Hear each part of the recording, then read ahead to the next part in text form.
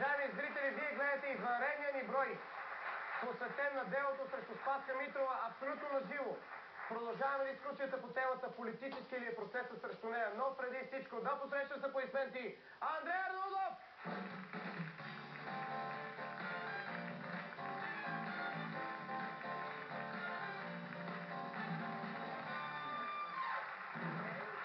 Добър вечер. Добър вечер, колега. Мислех, че е добре така и така си дошъл да ти дам думата от гледна точка на това, защото професор Калчев попита защо тя, която се чувства българка, се оженила за сърбин. Първо искам да се извиня на зрителите, няма да се държа професионално. Затова не съм и облечен. Току-що пристигам от Македония. Преживях един невероятен ден. В 8 часа сутринта тръгнахме с екипа.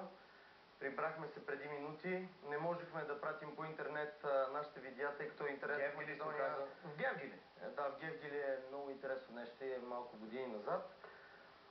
Малко. 15. Чувствам се много тъжен заради това, което видях.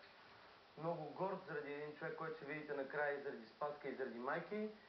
И много горд, че има още мотивация да се чувстваме българи и това да ни прави щастливи. Добре, защо един националист може да се ожени с тръпкиня? Това са лични неща. Не смятам, че сърцето пита разума. А когато днес говорим за това, което се случва с Спаска Митрова, която от 7 месеца не е виждала детето си, тук сърцето и разума влизат в една страшна трудниченица. Да. Добре, поеми си въздух, аз ще питам господин Григоров. Има ли защо България, един българин да се чувства горд от това, че е българин, при положение, че една българка поднася това отношение срещу нея? Значи много противоположен въпрос ми зададе. Веднага си, като чух началото, казвам, че има много неща да се гордеем, че сме българи. Точно така. Обаче гледайте какво става там. Една българка... От друга страна... Защото в американските филми някой като американец страда някъде и да седи в хеликоптер и го взима. От друга страна съм потресен и ми е мъка, ми къса сърцето, че ние българите, които сме преживели толкова много неща и сме показвали на бойно поле навсякъде, че сме народ истински български, в момента сме оставили едно момиче, как да кажа, на зверовете. Не сме оставили. И трябва много ясно... Веднага ще кажа. Много ясно трябва да стане за всеки... Държавата е оставила. Не е оставила съвсем и държавата, но аз искам да ви кажа на вас нещо. Много ясно трябва да стане за всеки българин, тук или където и да е по света, че ние може да обиждаме себе си тук пред нас, но където и да има българин извън България, никой няма право да го обижда и да го мачка. Защото ние няма да позволим това да се случи. Това много хубаво звучи.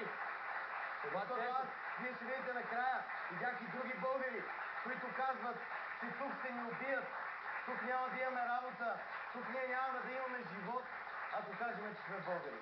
Много хубаво, но какво става? Само да припомня на професор Калчев. Аз да припомня първите страници на вестниците преди няколко месеца, когато случая с това момиче стана популярен. Всички политици се снимаха на първа страница, казаха, че ти помогнем, а сега това дори не го дадат по телевизията. Това е най-страшното, обръщам една реплика на професора, че това момиче беше осъдено и влезна в затвора, нека всички да го знаем, че влезна в затвора, защото не е дала место от собствения си дом да предостави за свиждане на своя съпруг, който тя не може да гледа, съвсем нормално, за това, че не му е дала да се види той с детето и нейното дете в собствения дом. Тя затова беше вкарана в затвора. Аз само не мога да разбера, ние стигнахме ли до това дали професор Калчев се съмнява в това, че този процес е политически? Да, оттам започнахме. Той не е политически. Той твърди, че това е бракоразводен процес. Вие сериозно вярвате в това, че някой може да влезе за 3 месеца в затвора? Виса, ти идваш от някъде, развълнуван си, да се каже професионализъм. Извинявайте, професор Калчев, не е лично отношение, просто наистина съм потресен от това, което видях днес. Няма никакво потресаващо. Това е един обикновен бракоразводен процес. И вие сте чувал жена да влезе в затвора за това, че има някакъв проблем с мъжа си? За 3 месеца. В Идризово.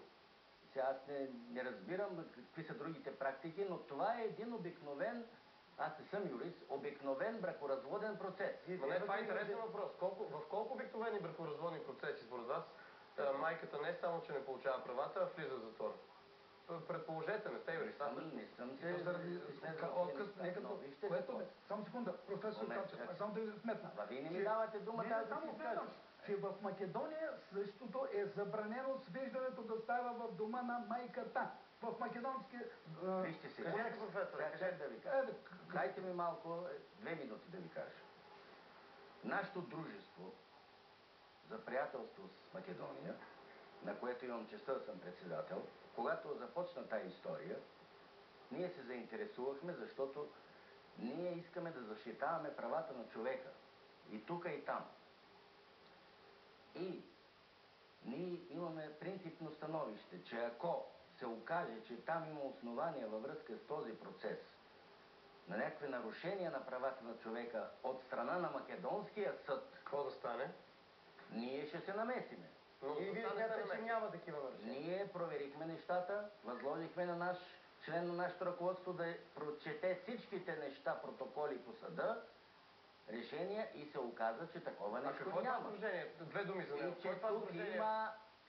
Какво е това сдружение, което вие представлявате? Това е дружество за легитимно регистрирано преди 10 Професоре, Това биография. на площада в Македония, в Гергели имаше повече полицаи, отколкото хора. Ами, това е друг въпрос. Мен не ме интересува. Не, аз ви питам, защото ние нямаме Мен ме такова интересува това и да ви кажа, че това е дружество приятели на българската Македония. държава не и в работата да се занимава с един бракоразводен процес. На българска гражданка. Как българска? Тя е македонска гражданка. Тя е и българска гражданка, Но и професоре. македонска главно. Там живее. Искам само да ви питам някаква биография. Там живее. Какво се хващате за косите? Какво? Там живее, тя е македонска гражданка. Тя е нарушила македонската Аз съм много щастлив, че вие сте тук при нас. Само искам да ви питам. Имаме едно видео, може ли да го видим? Преди това само искам да го питам, какво е направило това дружество приятели на македонците? Защото ние имахме честа да направим Music Idol 3, където направихме българо-македонски Music Idol 3. Аз, който не се смятам за националист, мога да ви кажа, че запознах с страхотни хора в Македония и смятаме, че ние като екип направихме много повече за отношението между България и Македония, отколкото те. Това е много хубаво. Да, но какво вие сте направили? Ние участваме в подкрепата на тази дейност. Какво сте направили? Ние казваме, направихме Music Idol 3.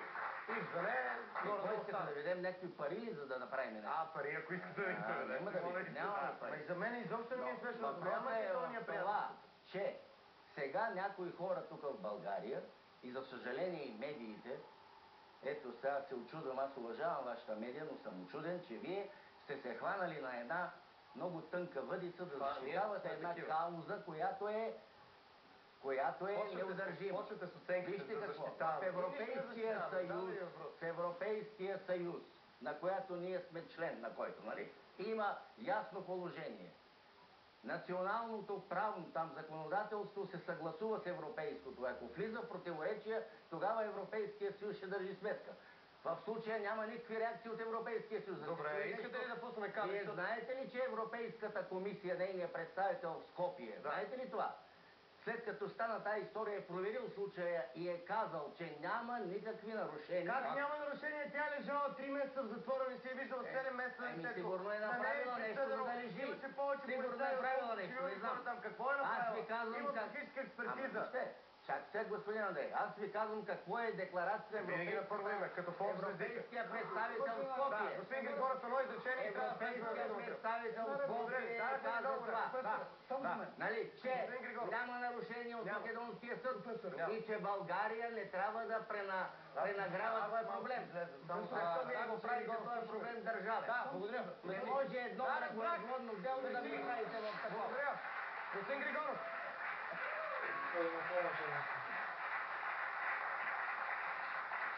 Аз